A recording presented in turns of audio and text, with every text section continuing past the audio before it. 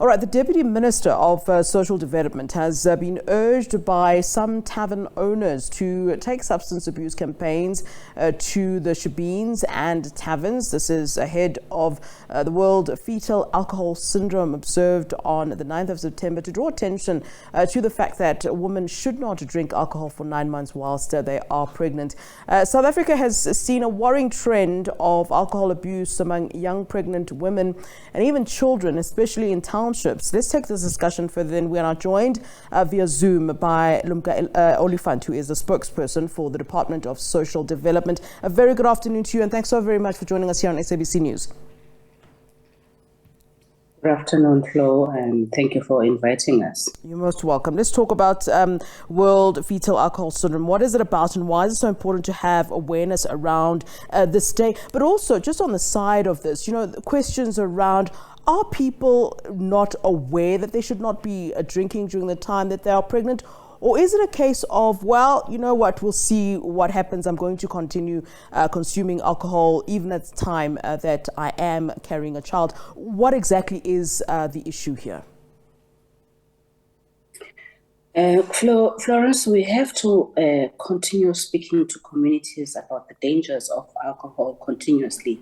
And this is the reason why the 9th of September is set aside as the day we bring attention to fetal alcohol syndrome.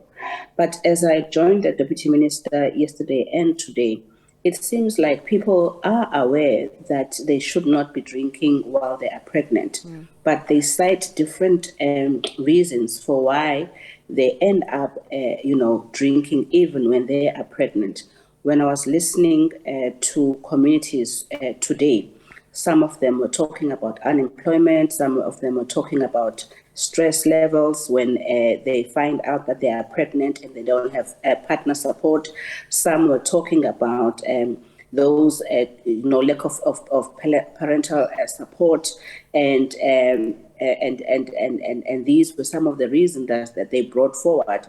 Some were also telling us about, beliefs around communities. One of the ladies today was saying to the Deputy Minister that it is believed around her area that if one drinks a shot of gin, she's going to be able to induce labor quickly and would not have any labor pains. So people are aware, but it is different communities that also their ways of living.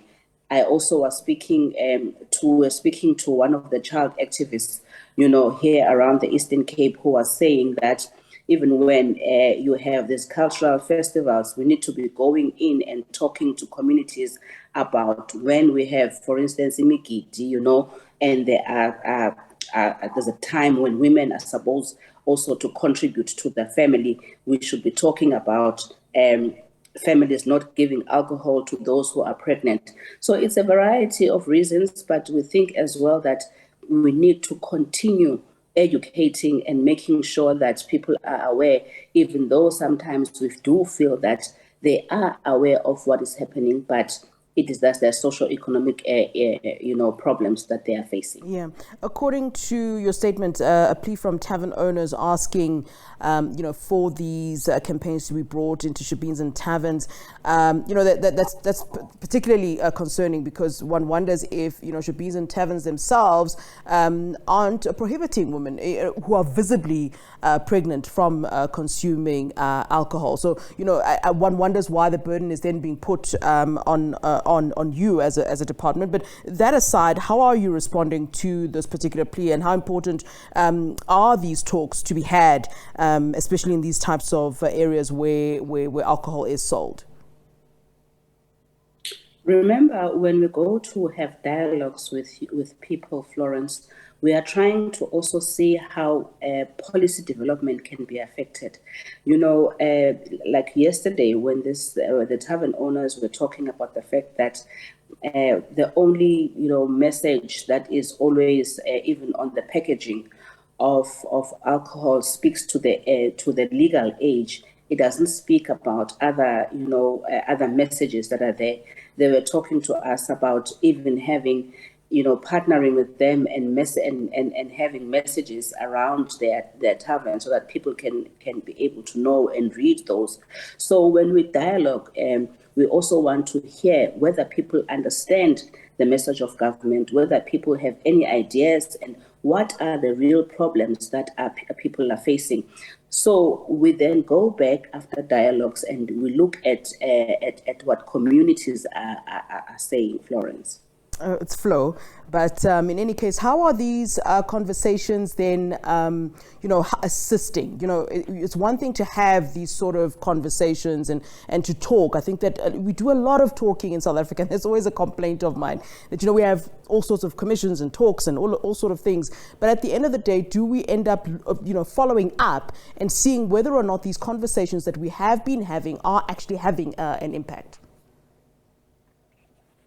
Yes, Flo, these conversations are having an effect on people. Yeah. The fact that people know that the only advertising that is even on packaging speaks to the age limit and not other things. It shows that people are listening. It shows that people are making connection. It shows that people can be able to connect even with their ways of life. I did mention earlier that something that I, as a person who also knows when there is the homecoming of the boys, that there is a lot of alcohol, and women are also, involved in those celebrations. But the fact that communities can be able to say to us, we must take these things even to families, to traditional leadership, so that things can start changing.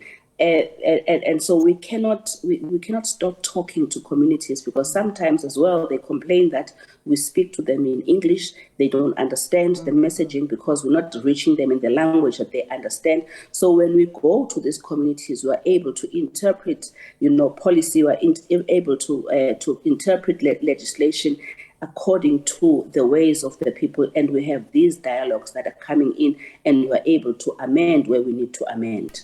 All right. Thanks very much for that. And certainly the work that is being done around the sort of awareness. Lumka Oliphant, the spokesperson of the Department of Social Development, of course, as we observe the World Fetal Alcohol Syndrome, a day which is observed on the 9th of September to draw attention to the fact that women should not be drinking while they are indeed pregnant.